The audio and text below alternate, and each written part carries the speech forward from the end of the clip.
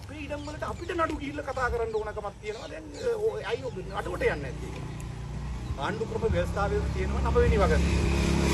බෞද්ධ ආගම. උසාවි වලට නඩුවන්න බෑ. අපි රජයෙන් ඉල්ලන්නේ මේකට සුදුසු විසඳුමක් ඕගොල්ලෝ ලබා දෙන්න. අයි නඩු දාන්න නැති පොඩ්ඩක් ආයෙ පැහැදිලි කරන්න පුළුවන්. ඉතින් අධිකරණ මොකද අපිට නඩු අනන්දව දැන් ඔය අපි A9 එකේ තියෙනවා කොඩිගාමම් වල මේ හමුදා කැම්ප් එක. ඒ කැම්ප් එකේ හදලා තියෙන කැම්ප් එක තනිකර පුද්ගලික ඉඩම් වල. හොඳයි.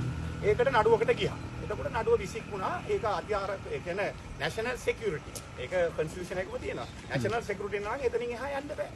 හරි. ඉතින් මේක බෞද්ධ ආගමන්නේ ආණ්ඩු ක්‍රම ව්‍යවස්ථාවේ වගන්තියේ කියනවා බෞද්ධ මේ the fostering of Buddhism is say responsibility. හරි ඒක බෞද්ධ ආගමට අවශ්‍ය දේවල් ඔක්කොම ඉෂ්ට කරන්න ඕනේ රජය විසින්. එතකොට දැන් අපි නඩුව ගෙනිච්චාම උසාවියෙන් පළවෙනිම ගන්න අර preliminary objection කියලා කියනවා. මේක බෞද්ධ සිද්ධාස්ථානය. නීති විරෝධීවද ලීගලිද ඉල්ලීගලිද කියලා ඒක විතර අදාළ වෙන්නේ නැහැ.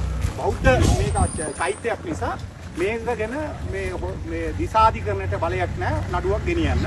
මේක ආණ්ඩු ක්‍රම ව්‍යවස්ථාවේම ඒක සඳහන් වෙලා තියෙන නිසා දිසාධිකරණයට බලයක් නැහැ කියලා preliminary objection එකක් ගන්න පුළුවන්.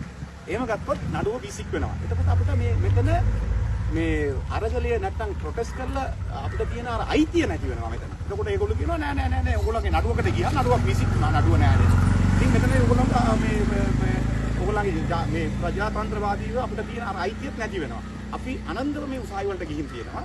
උසාවි වල අර නැෂනල් සිකියුරිටි කියලා එකක් තියෙනවනේ. මේ ප්‍රශ්නේ අදේට මේ ඉතිහාසයේ තිස්සේ ඉඳලා ওই මේ ප්‍රශ්නයත් එක්ක අපු මේ ප්‍රශ්නය. ඒක නිසාම තමයි අපි කියන්නේ මේ නඩුවට ගිහින් උතන මේ ජයග්‍රහණ කරන්න පුළුවන් නඩුවක් නෙමෙයි. අපි අපිට ඉඩම අහිමි වෙනවා නඩුවකට.